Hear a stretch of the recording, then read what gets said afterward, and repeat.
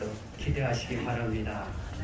홈페이지 목사님이시지만 또 저희 살아계신 이제 하늘나라 올라가셨지만 그 아버님 뵙과 인상, 저희 아버님하고 좀 인상이 좀 비슷하시고 그래서 깜짝 좀 놀랐는데요. 제가 지난주에도 소개했지만 인천에서 제2교회도 아니고 제 세 번째 3교회도 아니고 몇 번째라고요? 제1. 다시 큰 소리로 몇 번째? 제1. 큰 소리 해봐요. 다 같이 시작. 제1. 그래요. 인천 제1교회를 다녀온 목사님께서 아주 이 장안동 누추한곳까지 오셨습니다. 사실 오늘 본 예배 11시 예배 딱 우리 목사님께서 말씀 전해주셔야 하는데 그것을 다 내려놓으시고 오늘 여러분들 만나러 또 하나님의 귀한 말씀 전해주시려고 작은 교회까지 오셨는데 얼마나 감사하지 않을 수 없습니다. 우리 강단에 등단하실 때에 여러분들 다 쥐고를 드시고 교회 소식지 드시고 제가 할렐루야 하면 여러분들이 크게 환영해 주시기만 환영합니다라고 외치시기 바랍니다. 아시겠습니까? 다 같이 목사님 할렐루야 할렐루야 할렐루야.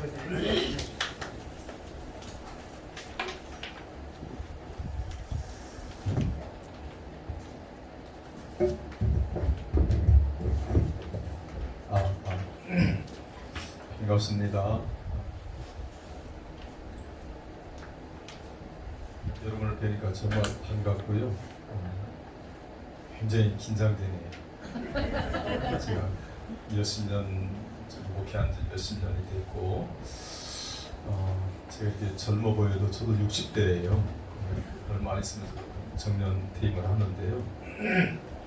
몇십 년 이렇게 목회를 하고 설교를 해도 늘 강단에 서면 긴장이 되고 떨리고 오늘 엄청 떨리네요. 그래서 우리가 남인가 같은 식구인데 그래서 자꾸 편안한 마음을 좀 가지려고 긴장을 좀 덜 해보려고 이렇게 노력을 하고 있습니다.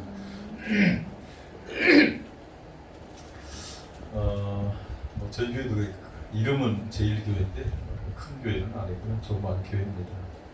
성도들한테 우리 교회 이름을 정할 때 공모를 했어요. 어떤 이름이 좋을까 공모를 했는데 인천 제1교회로 채택이 됐어요. 제가 정한 게 아니라 우리 성도들한테 큰 비전을 갖는 것도 좋겠다. 모르는 분들은 인천 제1교회는 인천에서 제일 교회가 큰 줄 알아요. 그런 것은 아니에요. 저는 장로교 목사고요. 합동측의 목사인데 지금 이제 총신대학교에서 학생들을 가르치고 또 목사님들을 가르치는 이제 그런 일을 함께 하고 있습니다. 장로교 목사가 성결교에 와서 설교하는 것은 제 생전 또 처음입니다.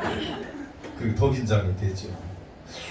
또 교리적으로 좀 약간 견해 차이가 있을 수도 있고 그래서 굉장히 좀 부담도 되고 그렇습니다. 그리고 주일날 오전 대예배에 우리 교회를 비워놓고 물론 이제 우리 교회도 다른 목사님 오셔서 하지만은 이게 주일날 오전에 다른 교회 가서 예배 설교하는 것은 또 제 생전 처음이에요.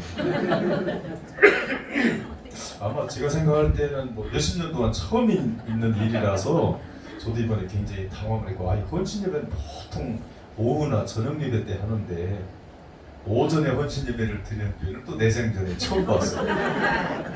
이게 처음이 굉장히 많네요. 제가 우리 이 선한 목자교회 좀 걱정되는 것은 빨리 교회당을 옮겨야 되겠다. 비좁아서 이거 어떡하겠어요? 그래서 하나님 또 좋은 예배당을 또 주실 줄로 믿습니다. 개척한 지 2년밖에 안 된다고 하는데 또 이렇게 꽉 차서 또 이렇게 빠르게 부흥하는 교회는 또 처음 보거든요. 제가 이제 우리 아는 지인 목사님을 통해서 소개를 받고 어떤 말씀을 전해야 될까 이렇게 기도하면서 고민을 했어요. 신령한 고민이죠. 어떤 말씀을 전할까? 헌신 예배인데 보통은 신예배 그러면 막 이제 부흥회 하듯이 이렇게 뜨겁게도 하고 그렇게 해야 되는데 제가 기도 중에 어떤 마음이 오냐면 이 두 구절이 생각이 나는 거예요. 고린도전서 2장 2절에 내가 너희 중에서 예수 그리스도와 그의 십자가에 못 박힌 것 외에는 아무것도 알지 아니하기로 작정을 했다. 이거죠. 예수 그리스도와 십자가 위에는 알지 않기로 작정을 했다.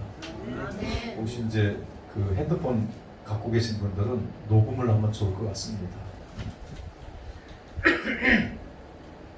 그 다음에 갈라디아서 6장 14절 보니까 우리 주 예수 그리스도의 십자가 외에는 결코 자랑할 것이 없다.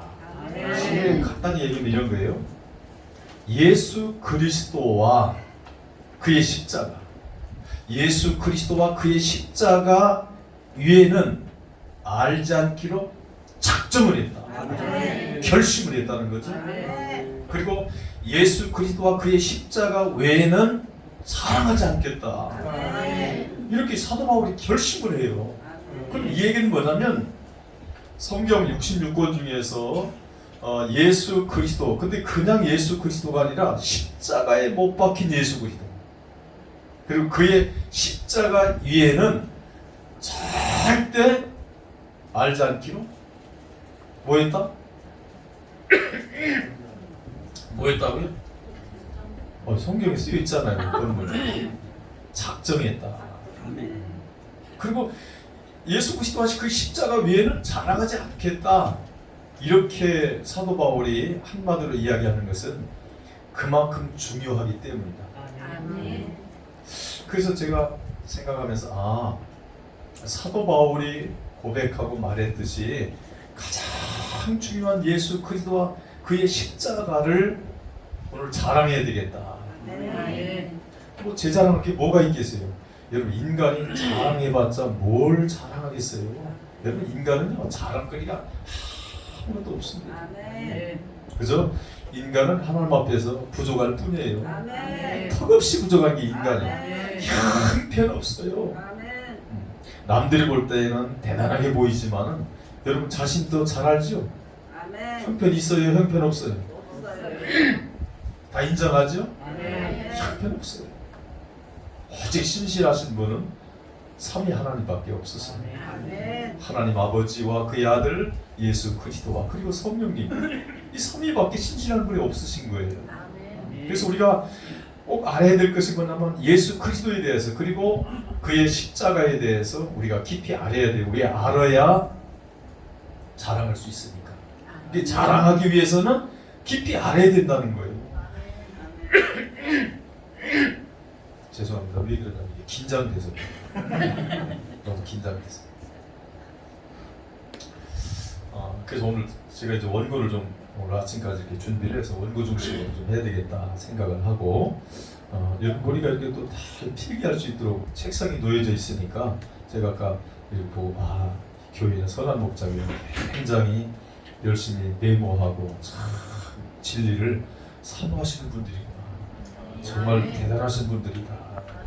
또 목사님 첫인상을 보니까 물론 마스크를 100% 안 벗어서 다는 못 봤지만 여기에다 뭐라고 써있냐면 신실 이렇게 써져 있어요. 더 이상 물어보나 말합니다. 틀림없습니다. 저도 조금 인상을 볼 줄 알거든요. 딱 보면 저도 어디 가면 그래 사람들이 혹시 목사님 되십니까? 어떻게 알았어요? 그럼 그렇게 보입니다.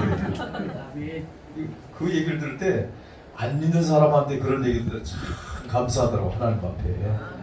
왜냐하면 속으로 사기꾼 같이 보여. 이러면 어떻게 되겠어요? 말을 하고. 근데 이걸 표현했다는 자체가 굉장히 감사하더라고. 우리 교회 집사님 한 분 중에 여자 집사님인데 이름이 이성실이야. 우리 교회 한 3개월 됐는데 내가 그랬어요. 지난주에 신방 해달라 첫 신방을 했는데 제가 설교하면서 그랬어요. 우리 집사님은 이마에 성실이라고 쓰여져 있네요. 그래서 근데 정말 성실해. 얼마나 성실한지 몰라. 네. 그리고 이 선한 목자 교회는 또 이름이 선한 목자예요. 선한 목자가 누구예요? 예수 그리스도죠. 이름도 그냥 엄청 좋아 그냥. 할렐루야. 근데 우리가 이제 믿음 생활 하다 보면 이제 전도 받아서 이렇게 교회에 나오셔서 이렇게 믿음 생활 하다 보면 이렇게 성경을 체계 있게 이렇게 그 배우지 못한 상태에서 믿음 생활 뭐 6개월이 가고 1년이 가고 뭐 2, 3년이 갈 수도 있어요.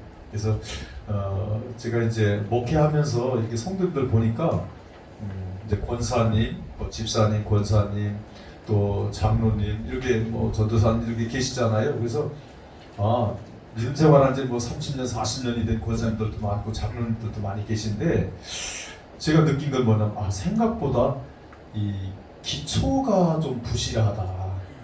이 교회 빼놓고 그냥 선한 목자를 빼놓고 기초가 좀 부실하다 이런 생각이 들고 또 믿음 생활한 지 얼마 안 됐을 때는 또 기초를 잘 모를 수도 있어요. 그래서 오늘은 제가 가장 기초적이면서도 기본적이면서도 핵심적인 복음을 전해야 되겠다. 그러면 성경에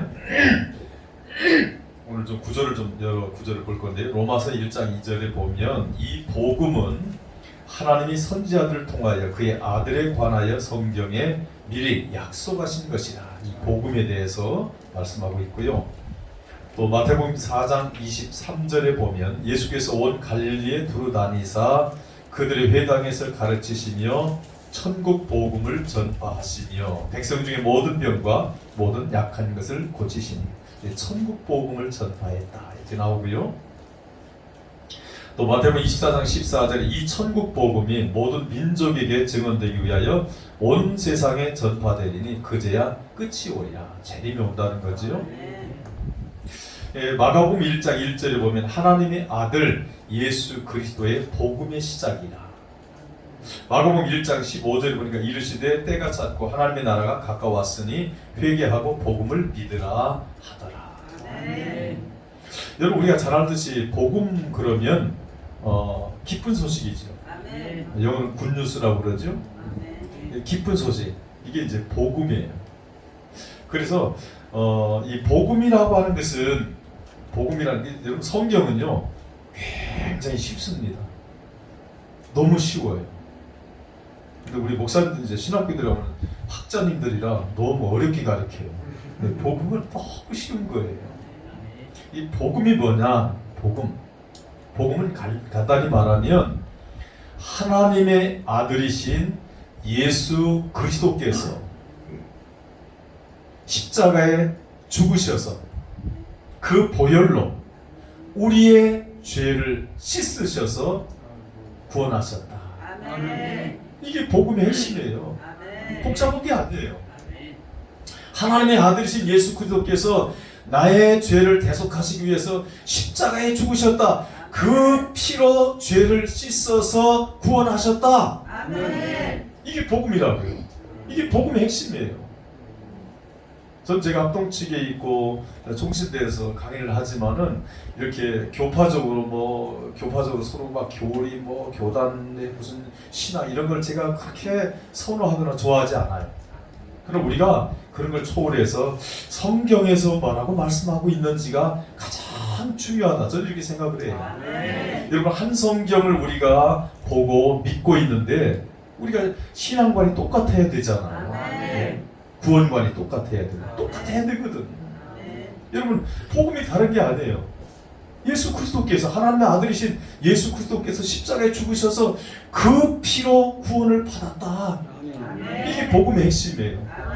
이걸 우리가 더 단순하게 말하면 이걸 복음이다 이렇게 말해요. 이걸 조금 더 자세하게 말하면 이걸 십자가 복음이다 이렇게 말해요.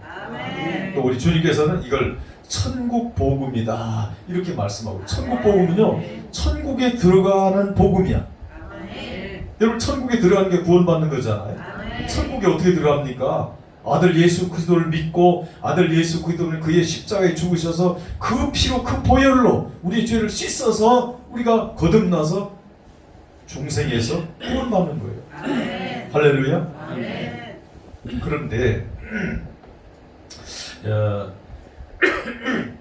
예수님께서 사도 바울을 통해서 십자가만 알겠다, 또 십자가만 사랑하겠다. 물론 그 십자가는 예수 그리스도께서 지신 십자가죠. 여러분, 그 당시 십자가가 얼마나 많아요.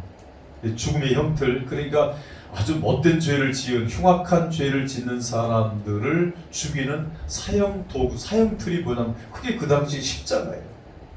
그러니까 그 당시에 십자가에 못 박혀 죽었다 그러면 이거는 뭐 그 가문의 수치죠. 왜? 흉악범들을 그렇게 죽였으니까. 그런데 지금 우리가 믿고 따르고 있는 그 십자가는 우리 주님이 지신 십자가거든요. 근데 이 십자가는 너무 영광스러운 십자가예요. 이 십자가가 뭐냐? 이게 굉장히 중요해요. 우리 많은 분들을 이렇게 강의하면서 내가 너무 이렇게 너무 믿었었는데 실제 보니까 잘 몰라. 십자가를 잘 모르더라고요. 이거 십자가가 있네. 우리 교단에서는 십자가를 못 걸게 해요. 교단에서 총에서 그 결의를 했어요. 왜냐하면 이게 우상화될 수 있다. 눈에 보이는 이 십자가, 이 나무가 우상화될 수 있다. 그래가지고 이 강단에 못 걸게 돼 있어요. 어느 날 우리 증경노회장 교회에서 노예가 있어가지고 성결교회 지방이라고 그러죠. 그 노예를 갔더니 십자가가 저게 달려 있어요, 옆에. 그래서 내가 물어봐, 아니 왜 십자가가 저기 달려 있으니까, 강단에는 붙이지 말라고 총에서 결의해가지고 떼가지고 저기다가 붙였다 그러더라고. 그래서 내가 무서워하면서, 아니 여기에 붙이나 거기나 붙이나 교회당 안에 붙인 건데 똑같이. 그래도 총의 결의는 지켜야 되잖아. 그 붙인 자국이 이렇게 있어. 이게 조명 오래 키면 자국이 남잖아. 그래서 내가 그럴 것 같으면 뭐 내 종각에 다 보이게 해놓은 십자가도 그러면 떼야지. 왜 그걸 놔두고 강단에 붙인 것만 왜 떼라고 그러느냐. 나는 그런 게 좀 더 마음에 안 들어요. 우리 총에서 그런 거, 결혈 거 없어서 뭐 그런 걸 결의하냐고.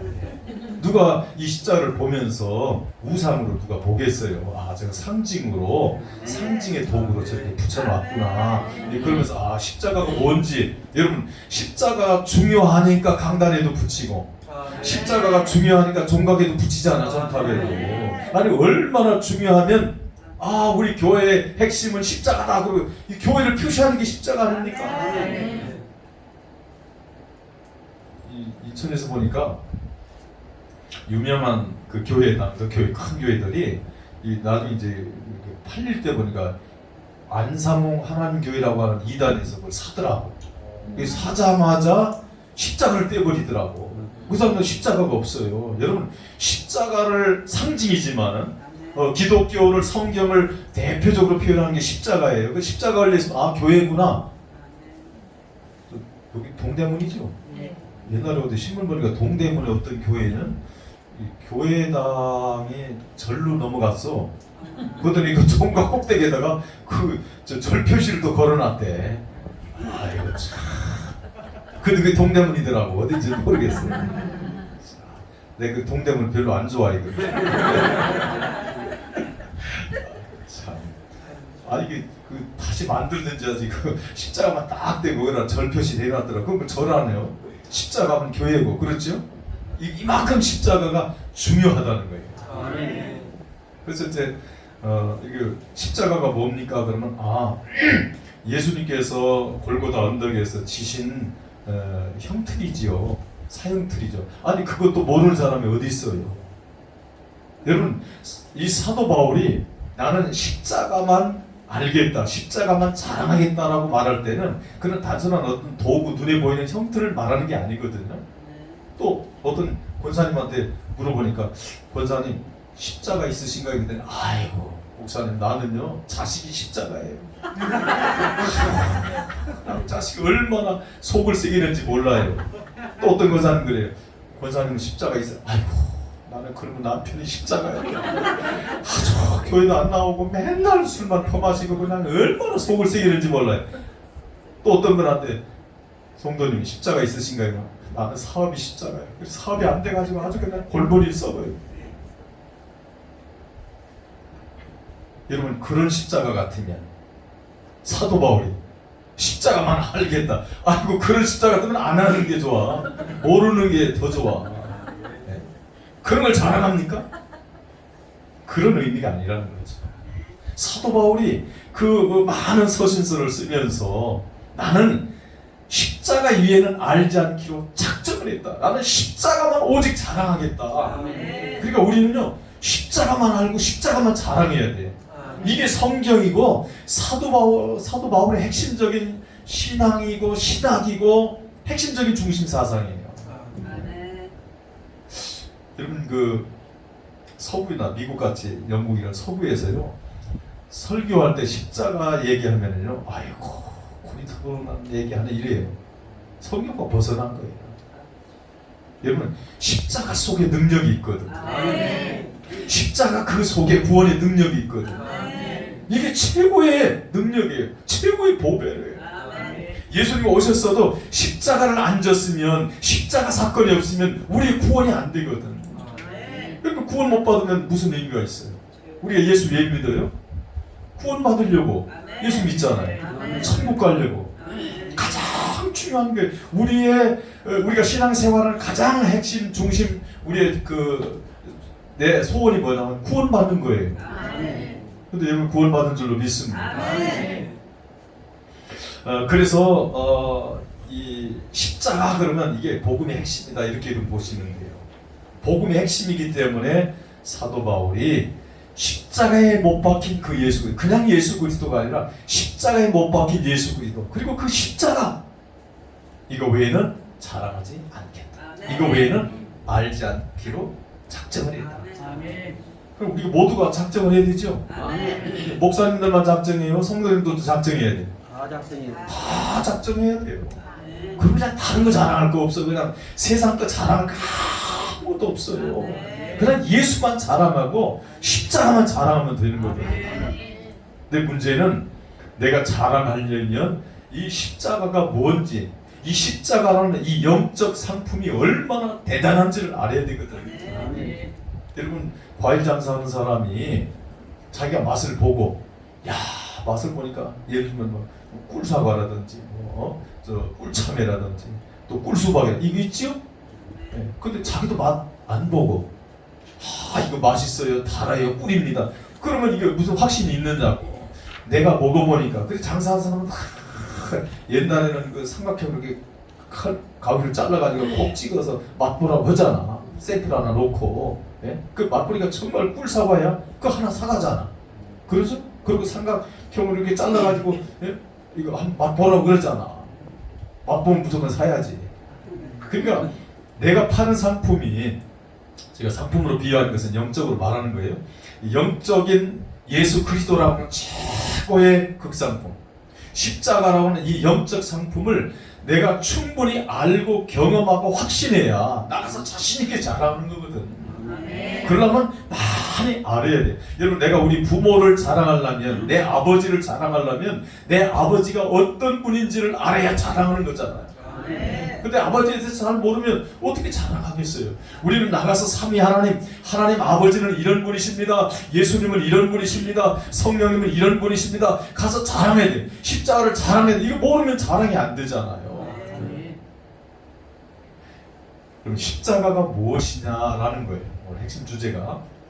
사실은 막 종일해도 끝이 없을 것 같은데 이 짧은 시간에 벌써 12시가 다 돼가는데 여러분 시간 개념을 갖지 말고, 특별히 어르신 예배니까 조금 길더라도 여러분 잘 들으시면 복이에요. 저는 이런 생각을 늘 확신을 갖습니다. 물론 우리 목사님을 통해서 귀한 복음을 여러분이 많이 듣지만은 또 저를 통해서 이 복음의 핵심을 듣게 되는 분들은 복이다. 내가 우리 학교에서 목사님들한테 그래요. 여러분 참 복받은 목사님들입니다. 왜? 나한테 이 복음을 듣는 것은 쉬운 게 아닙니다. 내 종신대에서 그렇게 강의실에서 강의하면서 여러분 전 세계 신학대학이 굉장히 많은데 그 전 세계 신학대학 중에서 최고의 강의를 여러분 오늘 명품 강의를 듣고 있습니다. 내가 그래. 근데 처음엔 이해를 못해. 다 나중에 몇 개월 지나면 최고입니다. 우리 목사님도 최고예요. 벌써 복음이 얼마나 신실하신지 몰라. 어떤 목사님 딱 인사해 보니까 무슨 세상적 술수를 쓰지 않는 분이야. 너무 순수해. 네. 그렇죠? 틀림없습니다. 사모님한테 물어보세요. 사는 분이 알더라고요. 네. 우리 장로님도 너무 신실하시고 다 신실해. 선한 목자를 닮아가지고 예수님을 닮아서 얼마나 선하신지 몰라. 참 대단하셔요.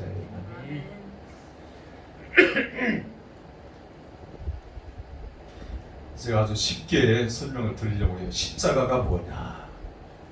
십자가란 피를 말합니다. 어떤 피? 예수님께서 십자가에 흘리신 피. 그게 십자가예요. 보혈이죠. 보배운 피라.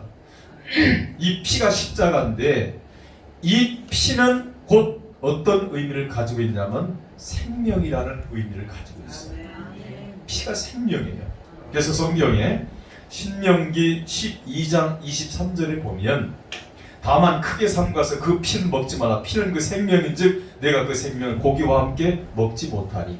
그러니까 이 구약시대 때 율법에서 피채 먹지 말라고 말합니다. 이건 뭐냐면 율법이잖아요. 이 율법은 갈라디아서 3장 24절에 보면 이 율법은 예수 그리스도께로 인도하는 몽학선생, 지금 초등교사로 이렇게 번역이 되어 있죠. 그러니까 구약의 모든 율법은 앞으로 오실 메시아 예수 그리스도를 바라보게 하는 예표예요.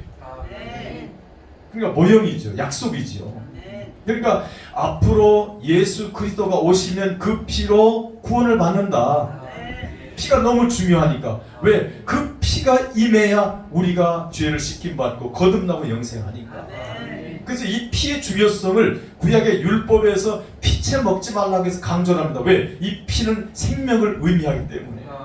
여러분 우리도 피가 생명을, 우리의 생명을 유지합니다. 피가 굉장히 중요해요. 피가. 그래서 여러분 그 어디 아프거나 또는 종합검진 받을 때 뭐 검사를 꼭 하죠? 피검사를 해요. 이 피검사 안 하면 그건 종합검진이 안 돼요. 가장 핵심적인 게 피검사. 지금 피검사하면요 그 사람의 건강 상태, 무슨 뭐 암도요 피검사하면 다 나옵니다. 피가 그렇게 중요해요. 피가 생명을 의미해요. 그래서 이 피가 생명인데 누구의 생명이냐? 이게 중요한 거예요. 누구의 생명이냐? 누구의 생명? 예수 그리스도의 생명이라. 이게 구약 시대 때 양을 잡아서 피를 뿌리잖아요. 그 양을 잡아서 피를 뿌리는 것은 뭐냐면 앞으로 그리스도가 오시면 그의 십자가 피를 너희들의 영 가운데 뿌려서 너희들의 영 가운데 예수 그리스도의 십자가 피를 임하게 해가지고 너희들의 죄를 씻어서 구원하신다라고 하는 예표가 구약의 제사예요. 근데 이 생명이 예수 그리스도의 생명인데 피가 뿌려졌다는 것은 예수 그리스도의 생명이 임했다 그런 뜻이에요. 자, 여러분 우리가 구원받을 때 예수 그리스도의 십자가 피는 어디에 뿌려지느냐? 내 영에 뿌려져요. 몸에 뿌리지 않습니다. 왜냐하면 몸에 뿌리면 영생을 해버려야 돼요. 안 죽어야 돼요. 그리고 육체 모든 죄가 다 씻어져야 돼요. 근데 우리는 여전히 죄를 짓거든, 육체를 가지고 있기 때문에. 그래서 이 우리 인간의 구성 요소가 영혼과 육체로 되어 있는데 이 영혼 가운데 예수님의 십자가 피가 뿌려지는데 다시 말하면 예수 그리스도의 생명이 임하는 거예요. 그 예수 그리스도의 생명이 임하면, 즉 피가 임하면, 이 보혈이 임하면 영에 묻었던 죄, 이게 원죄인데, 아담이 원죄인데 아담의 원죄가 다 씻김받아 하나도 남김없이 흰눈같이 씻어집니다. 이게 뭐냐면 이게 보혈의 능력이에요. 찬송가도 주의 보혈 능력이 또다 주의 피 믿으오. 그렇죠? 오늘 아까 찬송 특송 부를 때 십자가 4절에 십자가 든든히 붙잡고 그 후렴도 뭐죠? 부르며 나가세. 무려 또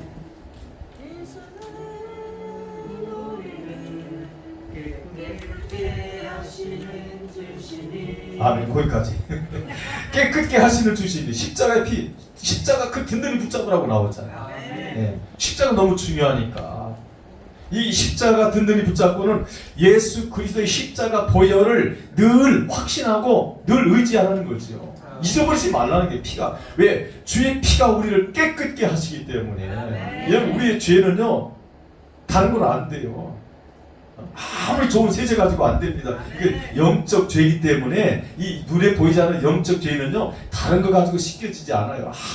아무리 노력해도 안 됩니다. 이것은 예수 그리스도의 십자가 피로서만 용서가 되고 씻어져요. 아멘. 할렐루야. 아멘. 그래서 예수 그리스도의 피가 임하면, 즉 예수 그리스도의 생명이 내 영 가운데 임하면 내 영의 죄가 완전히 씻김 받고 죽었던 영이 살아나요. 아멘. 여러분 우리는 아담의 원죄로 우리가 다 성경에 보면 로마서에 보면 사망 가운데 있어요. 사망 가운데. 그래서 에베소서 2장 1절에 보면 죄와 허물로 죽은 너희를 그리스도께서 살리셨다. 아멘. 죽었으니까 살리는 거예요. 여러분 성경에서 죽었다라고 하는 단어는 소멸을 의미하지 않고 하나님과의 단절, 하나님과의 끊어짐을 사망, 죽음이다 이렇게 말합니다. 우리는 아담의 후손들이기 때문에 다 죽었거든. 죽은 영을, 즉 하나님과의 끊어진 단절된 우리 영을 하나님과 다시 접목시켜서 연결시켜서 이걸 생명이다 그러고 이걸 부활이라고 그러고 이걸 구원이라고 말하거든. 이걸 죽은 영을 살렸다라고 말하거든요. 십자가의 피가 임하면 죽은 영이 살아납니다. 할렐루야. 이걸 구원이라고 말해요. 자, 그런데요 좀 딱딱해요? 딱딱해도 드려야 돼요. 중요하기 때문에. 근데 이 예수 그리스도의 생명의 능력은, 즉 예수 그리스도의 생명의 그 능력은 한없이 크신 능력이에요. 아멘. 그리고 이 십자가의 능력, 피의 능력, 예수 그리스도의 생명의 능력은 영원합니다. 아멘. 영원해. 아멘. 그래서 예수 그리스도의 십자가 피는 내가 구원받을 때, 예수를 영접해서 구원받을 때, 그때 예수 그리스도의 십자가 피로 내 죄를 씻어서 내가 거듭나고, 우리 성결교에서는 중생이라는 용어를 참 좋아하지요. 네. 사순복음에 나오지요. 중생. 이 중생이 가장 중요한 거예요. 중생. 왜냐면 구원을 받아야 되거든. 중생은 우리 순수한 우리말로 말하면 이게 거듭남이야. 아멘. 이게 구원이거든요. 그래서 죽은 영이 살아나, 예수 생명이 임하면, 예수 피가 임하면 죽은 영이 살아나거든요. 아멘. 그런데요, 예수 피의 능력은 아까도 말했듯이 영원하고 그 피의 능력은 한없이 크기 때문에 예수 피가 임해서 죽은 영이 딱 살아나면 예수 생명이 임했기 때문에 이 구원은 중도에 잃어버리지 않고 영원합니다. 아멘. 영원해. 이게 굉장히 중요해요. 그래서 이 십자가를 정확히 알면 중도의 구원을 잃어버릴 수 있다, 이런 얘기를 못해요. 이게 심각합니다.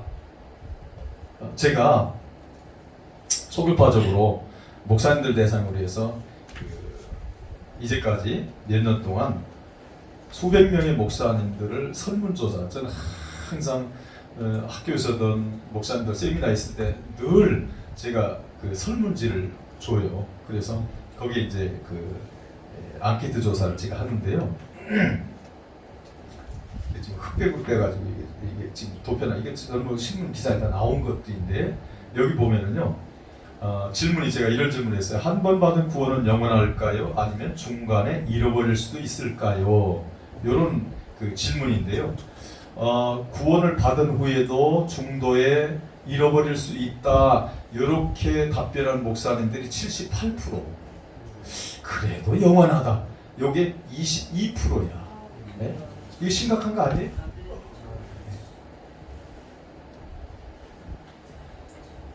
구원이 이렇게 중요해요. 근데 왜 이렇게 답변을 잃어버릴 수 있다 이런 답변을 하냐면 십자가를 깊이 잘 몰라서 그런 거예요. 누구한테 제대로 배운 적이 없고, 왜? 신학자들 자체가 이걸 잘 십자가가 뭔지 몰라요. 저는 오늘 여러분과 처음 이렇게 대면해서 헌신 예배를 드리지만은, 물론 이게 기초고 기본이지만은 제가 이걸 강조해서 제가 전하는 이유는 사도 바울처럼 십자가만 자랑하고 십자가만 알아야 되니까. 이게 자칫 우리가 신앙생활하다 기초가 좀 부실할 수 있다고요. 그래서 제가 다 아시는 거겠지만은 그래도 제가 다시 한번 강조해서 이 부분을 정리해 드리는 거예요. 만약에 구원이 중도에 잃어버릴 수 있다. 내가 받은 구원인데 중도에 잃어버릴 수 있다. 그러면은 만약에 예를 들어서 한 20년 믿다가 안 믿는다. 아니면 또는 내 행위로서 어떤 그 구원을 잃어버린다. 그러면은 그 구원은 몇 년짜리가 20년짜리가 돼. 그러면 자 20년 만에 구원을 잃어버렸어. 그러면은 예수 피의 효력이 몇 년짜리가 되는 거예요? 20년짜리가 되는 거죠. 이거는 어떻게 보면 예수님 십자가를 모독하는 거예요. 예수님의 생명은 영원합니다. 예수님의 이 피는 생명이기 때문에 한 번 피가 딱 임하면요 영원히 보장되는 거예요. 할렐루야. 내 행위로 인해서 구원이 좌지우지되는 게 아니에요.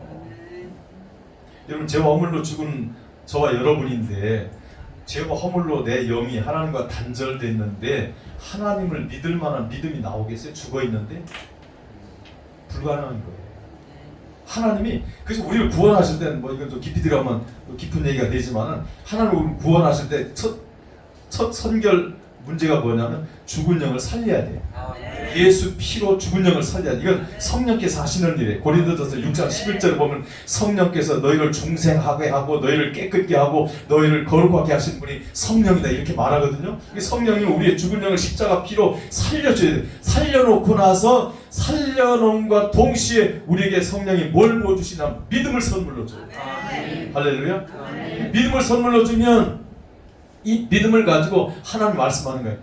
예수 믿습니다. 하나님 믿습니다. 이렇게 고백해보라는 거야. 이건 확신을 위해서 네가 지금 구원받았어. 내 영이 지금 예수 피로 살아났어. 이 확신을 주기 위해서 우리에게 신앙 고백시키는 게 뭐냐면 주님 믿습니다. 내가 주님을 믿습니다. 주님을 환영합니다. 내 안에 들어오세요. 이런 고백을 하는 거야. 사실 그 이전에 우리 영을 살려놔야 되는 거야. 이게 급선무예요.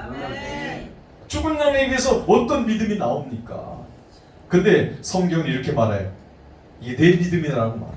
자, 예를 들어서 이런 겁니다. 제가 쉽게 말하면, 자, 이게 이제 엄청난 금색깔이네. 이거 100억짜리라고 합시다. 그러면 이게 이제 내 거야.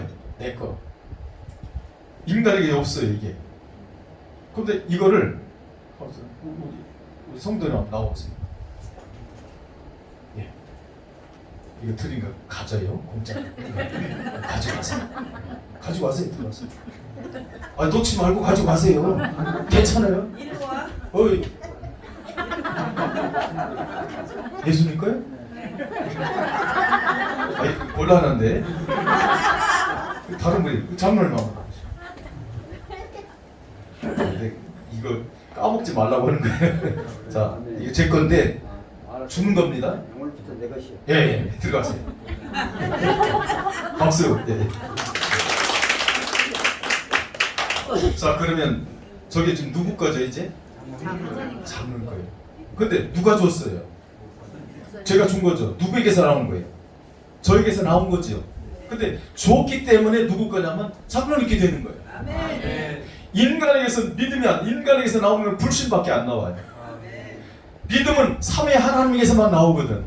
이게 삼위 하나님이 믿음을 영을 딱 살려놓고 십자가 피로 딱 살려놓고 믿음을 선물로 딱 줘. 이게 에베소서 2장 8절에 다시 나와 있어요. 은혜로 구원받았다라고 말하면서 믿음으로 말미암아 이게 하나님의 선물이라. 그러니까 믿음도 하나님의 선물인데 이 믿음을 선물 딱 주면 내 것이 되는 거야. 왜? 하나님이 주었으니까. 그럼 내 믿음 가지고 고백하는 거예요. 신앙 고백을 내 믿음 가지고 고백하는 거야. 내 거야. 근데 이 출처가 중요한 거예요. 출처가 이게 어디서부터 나왔냐는 게 이 믿음이 내 인간의 이성과 자유의지에서 나온 믿음이냐 아니면 하나님의 선물로 준 은혜의 선물이냐 이게 중요한 거거든. 하나님의 은혜의 선물이 믿음이에요. 할렐루야. 저와 여러분 믿어서 구원받는 것은 그 믿음이 인간의 내 이성에게서 나온 게 아니라 하나님께서 주신 선물이야.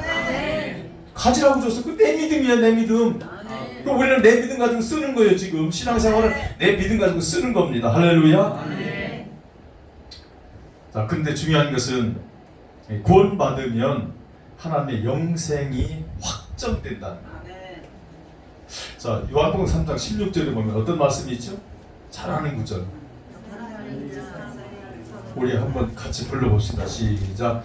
하나님 세상을 이처럼 사랑하사 독생자를 주셨으니 누구든지 예수 믿으면 멸망하지 않고 영생을 얻으리로다. 요한복음 3장 16절 말씀. 이것까지 가야지. 예수를 믿으면 뭘 얻는다? 영생을 얻는다. 뭐 하지 않고? 멸망하지 않고.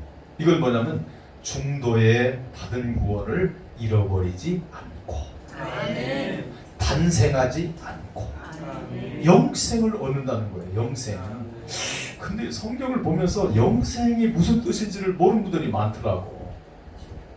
영생이라는 것은 내가 받은 구원이 중도에 잃어버리지 않고, 끊치지 않고, 멸망하지 않고, 영원히 내 받은 구원이 영원히 유지되는 것을 영생이라고 해요. 할렐루야. 이게 영생이라니까. 지금 저와 여러분이 예수를 믿지요. 제가 여러분의 영이 살아났는지를 한번 테스트 해보려고 해요. 저를 한번 바라보세요. 어떤 사람이 내 눈을 바라봐 그러대. 그 엉터리 정체 잡은 사람인데, 제가 여러분의 영이 살아있는지를 제가 테스트 해보려고 해요. 여러분, 천국이 있음을 믿으시나요? 지옥도 있음을 믿으시나요? 하나님이 살아계심을 믿으시나요? 야, 구원받았어요. 내 영이 살아나서, 예수 피로 살아나서 영의 눈을 확 떴어요. 여러분, 영의 눈이 뜨지 아니한 사람은 절대로 아멘할 수가 없습니다. 여러분, 예수 안 믿는 사람한테 가서 물어보세요. 천국이 있습니다. 예수 믿으세요. 천국이 어디 있어? 죽으면 끝이지. 하나님 믿으세요. 하나님 믿고 구원 받으세요. 그러면 하나님이 어디 있어? 죽으면 끝이지. 안 믿어요. 안 믿어. 이건 영의 영적 눈이 뜬 사람만 그를 고백할 수 있는 거예요. 아멘 할 수 있는 거예요. 그리고 여러분, 교회에 와서 예배 드리는 거, 이거 영의 눈이 떠서 구원받지 아니한 사람은 예배 행위를 하나님 앞에 할 수가 없다니까요. 제가 100% 하나님 앞에서 단언하건대 오늘 참석하신 여러분 전부가 다 여기 한 분도 빠짐없이 영의 눈이 떠져서 예수 그리스도의 십자가 피로 여러분의 영이 살아나서 구원받았어요. 아멘. 할렐루야. 아멘. 저를 따릅니다. 나는 구원받았습니다. 나의 구원은 영생입니다. 할렐루야. 아멘. 야, 축복받은 이걸 대박 났다고 하는 거야. 이보다 더 큰 대박이 없어. 최고의 복이지.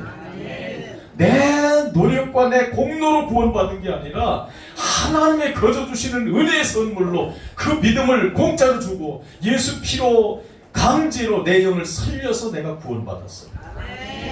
구원받은 이후에는 또 우리의 의무가 주어져요. 그건 뭐냐면 거룩하게 살아야 됩니다.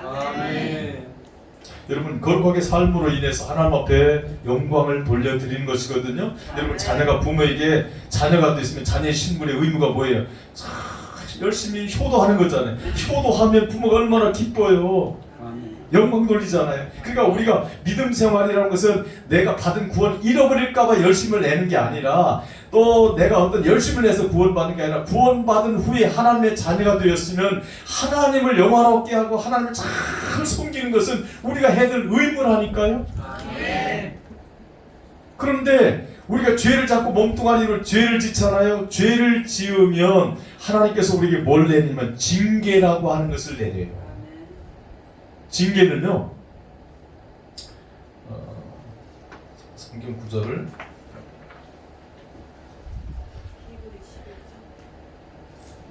고린도전서 11장 32절을 한번 제가 보겠어요. 자, 우리가 판단을 받는 것은 주께 징계를 받는 것인 이는 우리로 세상과 함께 정죄함을 받지 않게 하였으며, 이 정죄함이라는 것은 지옥 심판을 얘기하거든요. 이 징계를 주는 원인은 너희들 세상과 함께 지옥 심판을 내리지 않기 위해서, 지옥에 보내지 않기 위해서 대체 수단으로 뭘 주냐면 징계라고 하는 것을 줬다는 거예요. 징계는 채찍이에요. 그래서 우리가 몸뚱아리로 죄를 지면 계속 하나님 채찍을 해요. 여러분, 채찍은 뭐냐면 이 징계는 여러 가지 방편이 있어요. 뭐 건강을 통해서도 징계가 올 수 있고, 물질로도 징계가 올 수 있고, 자식 문제로도 올 수가 있고, 사업 문제로도 올 수가 있고, 여러 가지 다양한 방법으로 우리를 징계하세요. 징계의 목적은 뭐냐면 깨닫고 회개해서 하나님 앞에 돌아오기를 늘 기다리는 그 우리를 바른 길로 갈 수 있도록 인도해주는 채찍이 뭐냐면 그 징계예요. 만약에 징계가, 그래서 히브리서 12장 5절 이하에 보면 징계가 없으면 사생자여 친아들이 참 아들이 아니라는 거예요. 하나님 자녀가 아니라는 거예요. 그래서 여러분, 세상 사람들은요, 아무리 죄를 많이 짓고 살아도 하나님 그냥 내버려 둬요. 그냥 내버려 둬. 왜? 어차피 마지막 지옥 가니까. 그러나 하나님의 자녀이들 계속 채찍질하고 징계를 하거든. 그래서 여러분, 징계가 복이에요. 하나님의 아들들에게만 징계를 주는 거예요. 이 징계의 목적은 거룩하게 살도록 우리를 인도하시는 거예요. 여기 성결교니까 사중복, 내가 인터넷에 사중 내가 알고 있는데 또 맞나 틀리나 한번 찾아봤어. 먼저가 첫째가 뭐죠? 중생. 야, 이게 구원이야. 근데 이 구원인데 이게 영생이라니까. 여러분, 절대 우리 구원이 안 잃어버려요. 예. 내가 우리 교인들한테 이거 좀 제가 오버한 얘기인데요. 이해하고 들으세요. 우리끼리니까. 네. 우리가 나니까. 성결교든 감리교든 장로교든 순복교든 다 똑같이. 네. 내가 우리 교인들한테 그래요. 여러분의 구원은 확정되었습니다. 그렇기 때문에 오늘부터 교회 안 나와도 구원을 안 잃어버립니다. 좀 심한 얘기죠? 절로 가도 구원 안 잃어버립니다. 절로 갈 테면 가세요. 그러나 뒷책임을 내가 못 집니다. 뭐가 따라? 징계가 따라. 반 죽으려면 가려면 가라 이거야. 안 가. 내가 가려면 가라고. 오늘부터 교회 나오자마자 나도 좀 편하게 1년에 한 번씩만 설교하자고. 안 간다니까. 뭐가 후환이 있을까봐. 징계가 있을까봐. 사랑하는 자에게 징계를 주거든. 그러니까 우리는 구원이 확정되고 영생이 확정됐다고 해서 게으른 게 아니라 더 감격해서, 내 공로가 0.1%도 없는데 나같이 부족하고 나같은 죄인을 하나님께서 무엇이건데 이렇게 사랑하셔서 나를 대신해서 십자가에 죽으시고 그 피로 내 죄를 씻어서 나를 아들 삼으시고 천국의 주인공으로 만드셨을까. 여러분, 얼마나 감격한 일이에요. 나같이 못난 것이. 여러분, 우리가 뭐 대단합니까? 형편없잖아. 자기 자신이 잘 알잖아. 네? 뭐 내놓을 만한 게 있어요. 아침 저녁으로 바뀌고 그냥 약속도 안 지키고 그냥 얼마나 속으로 그냥 드러나지만 않지 속으로 죄를 얼마나 많이 계획해 그냥. 네? 형편없잖아. 정말 사람들 앞에서는 아이고 존경합니다, 훌륭합니다, 대단하십니다, 인격이 멋있습니다 하지만 실제 하나님 앞에서 내 자신을 보라고 얼마나 부끄럽느냐고. 이런 나를 하나님의 은혜로 구원해 줬으니까 얼마나 감사하냐고. 그래서 여러분, 우리가 열심히 전도하고 충성하고 봉사하는 거 이거 감격 가지고 해야 되는 거예요. 하나님 너무 감사합니다. 나 같은 죄인을, 나같이 형편없는 사람을 주의 십자가 피로 씻어서. 이 피가 뭔지 모르는 분들도 꽤 있으시더라고. 내가 피냐고 물어봤을 때 답을 쓴 분이 한 분도 안 계셔. 아니, 피는 우리가 날마다 보혈 찬송하고 피를 크게 강조하고 또 피가 뭔지 몰라. 피하니까 골고다 언덕에서 흘리신 피요. 물론 그 피도 맞지. 이 피는 영적인 피입니다. 영의 피예요. 내 영혼에 묻은 죄는요, 눈에 안 보여요. 영혼이, 우리 영이 눈에 보입니까? 안 보이잖아. 영의 죄를 씻으려면 영의 피로 씻는 거예요. 그럼 골고다 언덕에서 보였던 보혈은 피는 뭐냐? 그것은 지금 예수 그리스도의 영적 피를 인간의 눈에 보여지게 하는 생물학적 그 피는 표적이에요. 여러분 십자가에 흘린 피는 표적입니다. 표적. 아, 하나님 영적 피를 흘리시는구나. 그 표적으로 눈에 보여요. 생물학적 피가. 근데 그 생물학적 H2O로 되어 있는 생물학적 피는 눈에 보이지 않아요. 지금 없어요. 왜? 빗물에 다 씻겨서 없어. 그 피가 어디 있어요? 그 피를 갖다 씻어요? 어디다 갖다 씻어요? 그 피가 예수님 몸에서 흘리신 피가 뭐 두 동안이 될까요? 얼마나 됩니까? 그 피가 지금 어디 있어요? 없어요. 그거는 표적입니다. 영의 피가 우리의 죄를 씻어요. 할렐루야. 근데 이 피는요, 자, 십자가에 갖다 정리하면 십자가의 의미는 피다. 이 보혈은 예수 그리스도의 생명이다. 이게 십자가다. 두 번째는 십자가의 역할을 말씀을 좀 드리려고 해요. 십자가의 역할. 그리고 십자가가 어떤 일을 하느냐? 자, 지금까지 구원에 대해서 제가 설명했는데요. 여러분 십자가 피는 구원만 하는 게 아니라 심판도 해요. 그래서 십자가의 역할 두 가지는 심판과 구원을 하십니다. 심판도 피로 하는 거예요. 그래서 이게 잘 설명하고 있는 것이 여러분 잘 아는 우리가 원수복음이라고 소위 말하는 창세기 3장 15절에 보면 여자의 후손 얘기가 나와요. 여자의 후손이 예수 그리스도가 여자의 후손인데 여자의 후손이 내 머리를 밟을 것이요. 이게 지금 아담과 하와 앞에서 지금 뱀 있잖아요. 뱀한테 하는 얘기 아닙니까? 근데 뱀의 배후에 누가 있습니까? 사탄이 있죠. 마귀가 있죠. 지금 마귀한테 하는 거예요. 지금 뱀한테 하는 것 같지만은 그 뒤에는 마귀한테 하는 얘기거든요. 그래서 요한계시록 10장 9절을 보면 옛뱀이라고도 하고 사단이라고도 하고 마귀라고도 이렇게 말을 대명사를 쓰는 거예요. 뱀이지만 이게 마귀를 말하는 거거든요. 여자의 후손이 즉 예수 그리스도가 앞으로 오시면 예수 그리스도가 너의 머리를 밟을 것이요. 그 뭐냐? 뱀의 머리가 박살나는 거죠. 이게 심판이에요. 마귀를 심판해요. 너는 그의 발꿈치를 상하게 할 것이다. 그러니까 예수님의 발꿈치를 물어.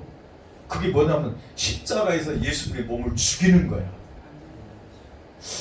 예수님을 누가 죽였느냐고 하면 오늘 혹시 또 처음 듣는 분들은 목사님 좀 이상한 얘기 많이 하네. 그럴 수 있어요. 근데 복음이에요. 성경입니다.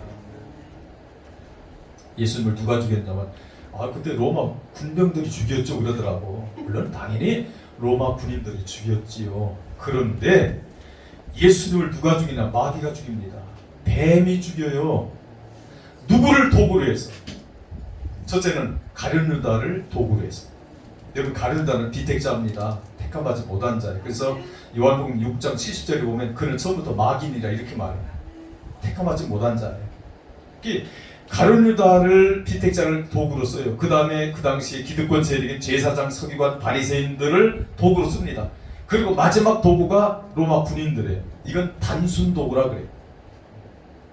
그 당시 예수님을 팔아넘기는 일에 사용되어졌던 가룟유다, 제사장, 서기관, 바리새인들은 그 비택자들이고요.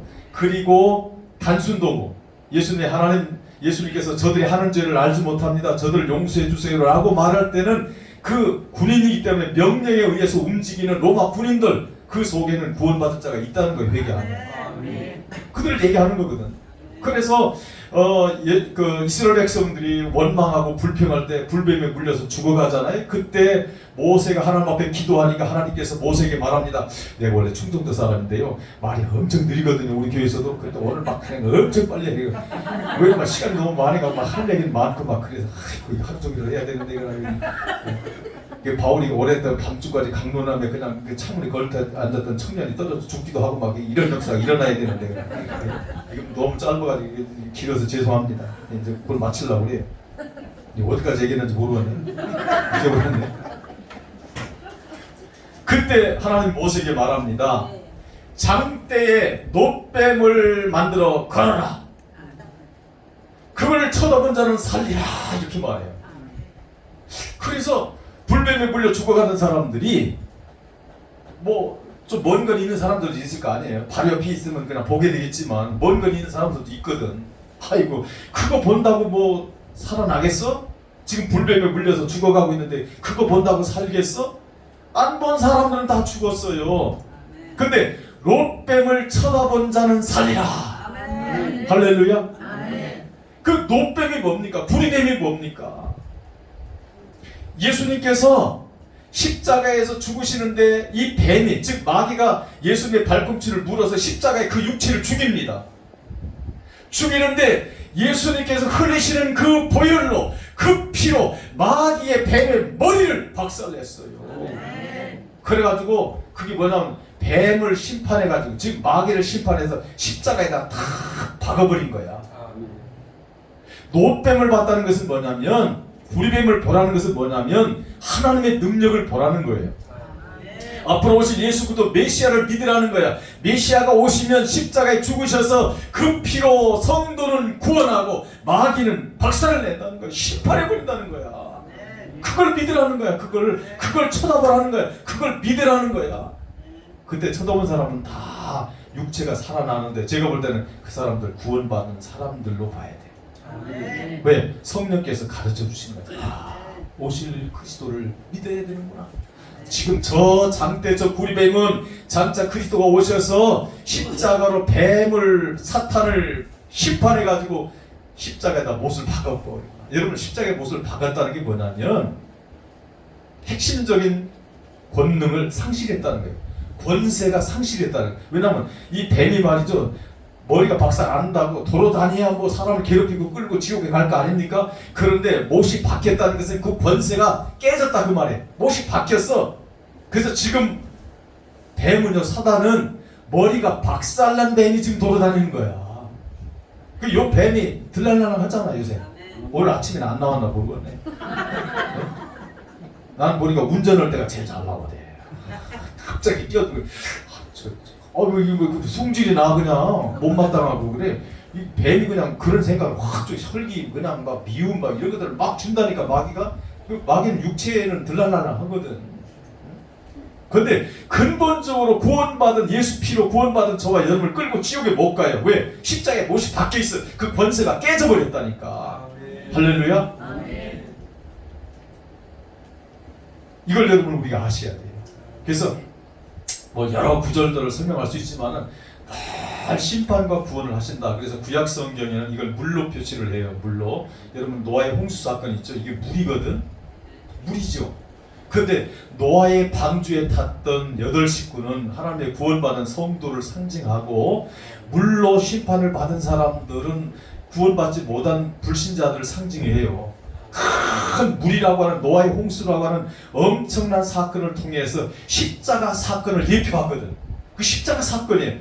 그래서 이 물은 베드로전서 3장 21절에 보면, 20절부터 21절에 보면 이 물은 너희를 구원하는 표현이, 거기가 노아 홍수 얘기가 나오거든요. 이 물은 너희를 구원하는 표현이 곧 세례라 이렇게 말. 그게 세례야. 노아의 홍수 사건 세례야. 이 세례가 뭐냐? 이게 피세례를 말하는 거예요. 이 피는 뭐 예수 그리스도 십자가 피를 말해. 십자가 피는 두 가지 심판과 구원을 하신다는 거예요. 물이. 이 세례가 뭐냐?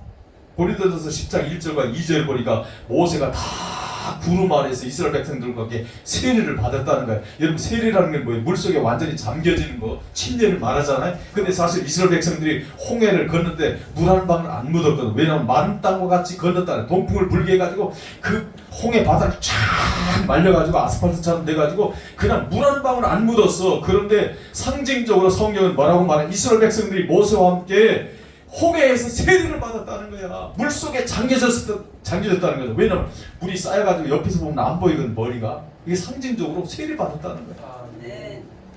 이 세례, 이게 예수 그리스도의 십자가 피를 예표하는 거야. 그래서 이스라엘 백성들은 하나님의 구원받은 성도들을 상징하고, 애국 바로의 군대들은 구원받지 못하는 불신자들을 상징하는데, 이 홍해바다 물이 노아의 홍수 때 물과 똑같은데, 이 물 속에 구원받은 자가 이스라엘 백성들 택자를 상징하자는 이 택자가 들어가니까 구원돼서 나오고 부활돼서 나오고, 비택자를 상징하는 애국 군대가 들어가 보니까 그냥 그날부로 멸망을 해버려. 심판을 받아버려.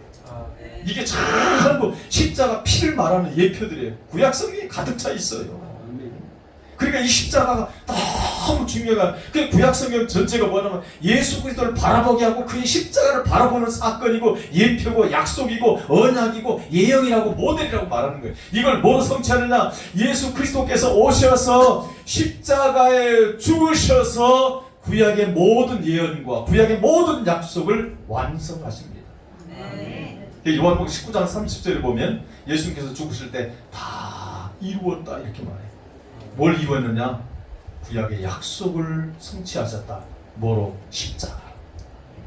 여러분, 그래서 십자가 사건은, 예수 그리스도의 십자가 사건은 복음의 완성이고 복음의 꽃입니다. 또 어떤 사람들 이렇게 말하는 사람들도 있어요. 아니 왜 십자가는 죽음인데 왜 십자가만 왜 부활을 얘기 안 합니까? 부활은 십자가 속에 들어가 있는 열매예요. 자동입니다. 예수 피가 내 죽은 영에, 예수 피가 임하면 내 죽은 영이 살아나지요. 살아났어요? 안 살아났어요? 살아났죠. 이 자체가 부활이라는 거예요. 이게 부활은 자동이야, 자동. 예수 피가 임하면 자동이에요. 그 십자가로 부활의 열매를 맺게 하는 거예요. 어떤 사람 재림도 또 중요하게 생각을 하죠. 물론 재림 중요하죠. 사중복음의 마지막 재림 있죠. 재림도 십자가 피로 구원받은 사람 재림이 보장이 된 거예요. 재림까지 보장이 돼. 그러니까 저 여러분이 만약에 우리 생전에 주님이 재림하시면 과연 내가 들림받을, 걱정할 거 없어. 그냥 걱정을 허들들 말어. 재림 때 영광의 휴거를 보장된 거예요. 할렐루야. 뭐로? 십자가로. 왜? 영생이 확정되었기 때문에. 그래서 제가 가끔 그런 말을 해요. 중도의 구원을 잃어버릴 수 있다라고 주장하시는 그런 분들은 이런 복음 찬송을 부르지 말라고 그래요. 내 영혼이 확정되었사오니. 그런 찬송 있죠? 자주 부르죠? 그런 찬송 부르지 마세요.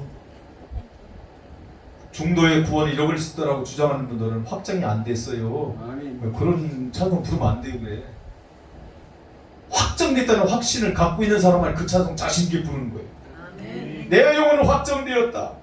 내가 예수를 영접하는 순간에, 예수를 믿는 순간에 내 영은 십자가 피로 죽은 내 영을 살려서 예수 생명이 임해서 내 구원이 영생으로 확정됐다.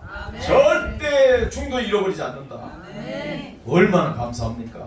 얼마나 감사해. 확정됐으니까.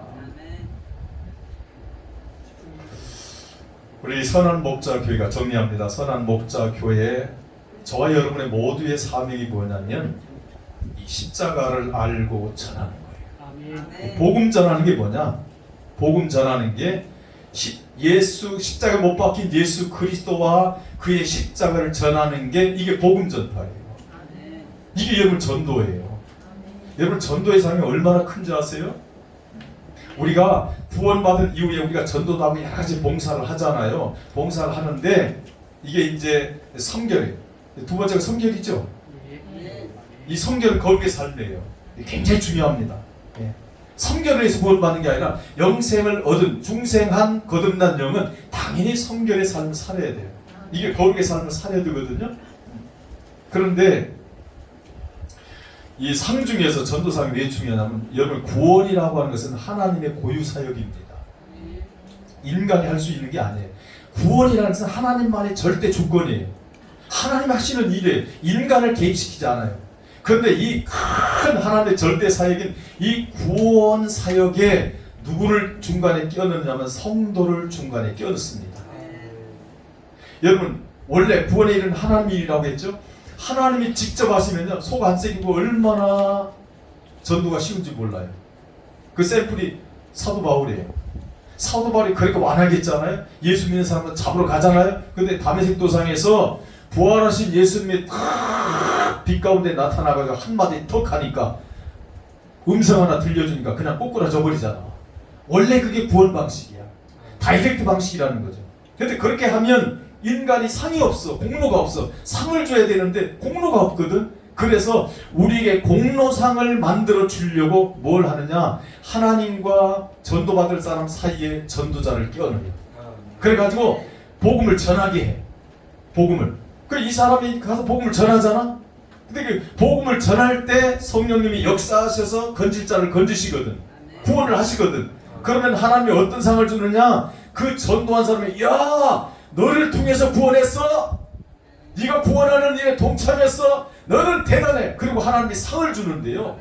어마어마한 상을 줍니다. 할렐루야.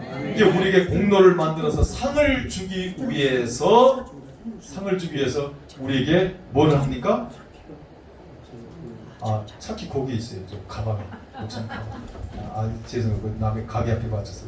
네. 여러분 상 중에서 하나님이 우리에게 베푸는 상 중에서 가장 큰 상이 뭐냐? 이게 전도상이에요. 전도해야 되겠어? 안 해야 되겠어? 해야 되죠. 야, 최고의 상이에요.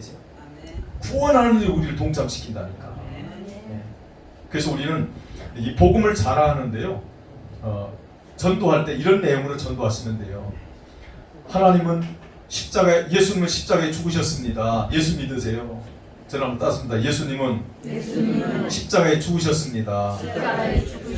예수님은 부활하셨습니다. 예수 믿고 천국 갑시다. 아주 여러분 내용이 간단해요. 죄송합니다. 목사님 가방 어디 있어요? 내 가방에 예. 키가 아까 줬잖아요. 저렇게 정신이 없으시죠? 제가 왜 이야기하는 줄 아세요? 구원은 인간이 지켜갈 수 없다는 거죠. 어떤 사람 자범죄 때문에 구원이 잃어버린다 주장하는데, 아니 자범죄를 많이 짓고 살죠. 근데 갑자기 교통사고로 죽을 수도 있고요, 재해로 죽을 수 있어요. 언제 얘기합니까? 네, 그렇죠? 또